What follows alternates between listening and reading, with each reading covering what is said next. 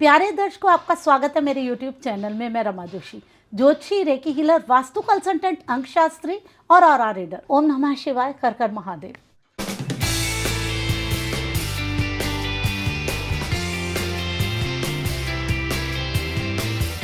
मेष राशि वालों के लिए कि शनि मीन राशि में आ गए हैं, गोचर में क्या लेकर के आ रहा है उसकी बात करते हैं। मेष राशि के अनुसार ये परिवर्तन उसके 12वें भाव में आ रहा है। 12वां भाव क्या है? हमारे सपनों का है, हमारे व्यय का है, आश्रम का है, दान का है, हमारे बेड प्लेजर का है, हमारे मोक्ष का है। काल पुरुष की कुंडली के अनुसार ये 12वें भाव की राशि है, ये मोक्ष के भाव की राशि है। ये आपके मोक्ष के भाव को एक्टिवेट करने के लिए आया है। तो आप समझिए कि मोक्ष क्या है? जब हम सारे सुखों को भोग लेते हैं ना, उसके बाद जब हम उनसे ऊपर उठते हैं, वो मोक्ष है। ये उस एनर्जी को जनरेट करने के लिए आया है आपके अंदर। मेष राशि वालों की जितने भी काम अटके पड़े ना, सबको सुलझाने आया है। मोक्ष तभी होता है जब आप सारी चीजों से ऊपर उठ जाते हैं। मेष राशि वालों की 7.5 भी शुरू हो गई है। 7.5 शुरू हो गई मतलब आपके सर में दर्द शुरू हो गया, एक बोझ शुरू हो गया। शनि आपको बोलना शुरू कर देंगे कि आप जीवन में क्या करने के लिए आए हैं, वो करिए। वो चीज़ें आपको करनी है। जब आप नहीं करेंगे, अपने जीवन के उद्देश्य की तरफ नहीं जाएंगे, तो शनि आपको डराने वाले हैं, आपको परेशान करने वाले हैं, क्योंकि आपको उस उद्देश्य तक पहुंचाना ही शनि का लक्ष्य है। शनि नहीं देखते कि आप किस परिस्थितियों में आपका मन है नहीं है। उन्हें तो बस वो काम दिया गया है कि आपको वहाँ भेजना है। 7.5 आपको तंग नहीं करेगी अगर आप शनि की बातों को समझें, उसके उद्देश्य को समझें, आप उस तरफ अपने आप को लेकर के जाएं। अगर आप नहीं करेंगे, आप शनि की बात नहीं मानेंगे, तो 7.5 आपको दिक्कत देने वाली है। जो शनि से जुड़े हुए लोग हैं, जो लेबर क्लास है,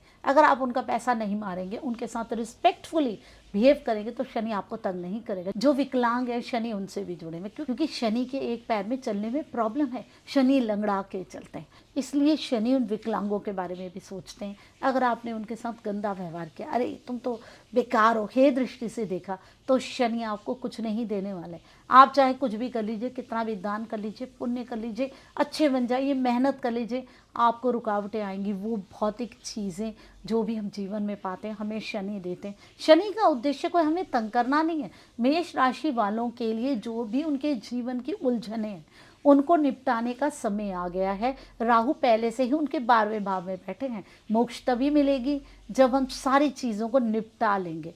राहु जहाँ भी बैठ जाते हैं ना, हमारे जीवन की उलझनों को सुलटाने के लिए आ जाते हैं वहाँ पे। शनि भी जब मीन राशि में आ गए, आपके 12वें भाव में आ गए हैं, आपकी 7.5 भी शुरू हो गई है, और यहाँ आपको अपनी जितनी भी उलझने उन्हें निपटाने का समय मिल रहा है। तो क्या बुराई है? एकदम से चीज़ें बदलेंगी, दिशा बदलेगी, ज़्यादा खर्चा हो सकता है, परेशानी हो सकती है, आपकी तबीयत खराब हो सकती है, लेकिन आप उससे ऊपर उठ जाएंगे अगर आप शनि की बातों को समझेंगे, मानेंगे। आप परेशान नहीं होंगे, घबराएंगे नहीं, तो आपको रास्ते मिल जाएंगे।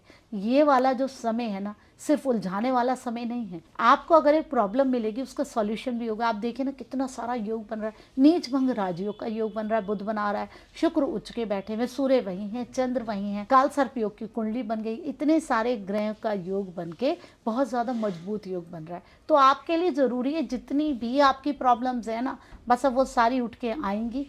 आपको उनमें से देखना है कि कैसे आप बाहर आएँ।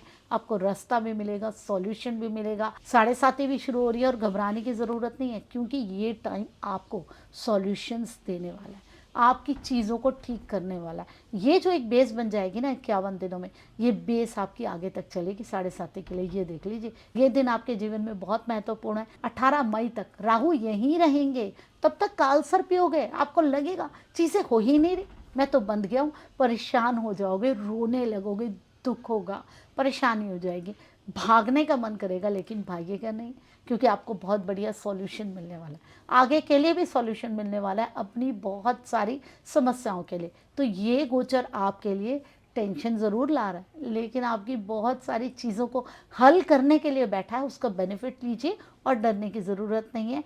पॉजिटिव सोचेंगे तो पॉजिटिव ही होगा आपके साथ। अगर आपको वीडियो अच्छी लगी है तो लाइक ज़रूर कीजिए, कमेंट करिए। अगर ऐसे ही बहुत सारी वीडियोस देखना चाहते हैं तो मेरे चैनल को सब्सक्राइब कर दीजिए।